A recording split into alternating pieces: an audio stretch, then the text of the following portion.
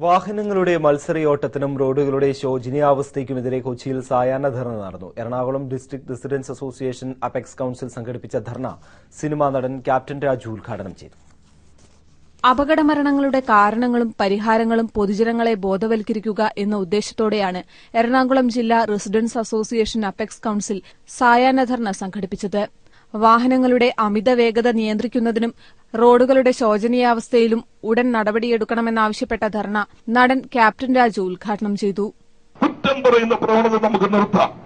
സ്വയമേ നമുക്ക് അനലൈസ് ചെയ്ത് എല്ലാവരും കൂടി ഒന്നിച്ചാൽ മാത്രമേ ഇവിടെ ഈ അപകടങ്ങൾ ഒഴിവാക്കാൻ സാധിക്കുകയുള്ളൂ.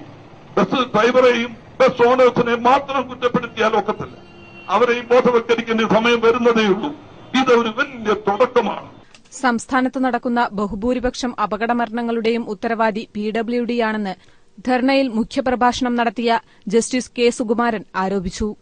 പൊട്ടിപ്പൊളിഞ്ഞ റോഡുകൾ അടിയന്തിരമായി ഗുണനിലവാരം ഉറപ്പാക്കി പുതുക്കി നിർമ്മിക്കാൻ PWD തയ്യാറാവണമെന്ന് അദ്ദേഹം ആവശ്യപ്പെട്ടു. Kochi corporation deputy mayor CK Manishankar, കവിയും സാഹിത്യകാരനുമായ ചെറിയാൻ ആൻഡ്രൂസ് കൽപ്പകവാടി തുടങ്ങിയവർ സായാഹ്ന ധർണയിൽ പങ്കെടുത്തു.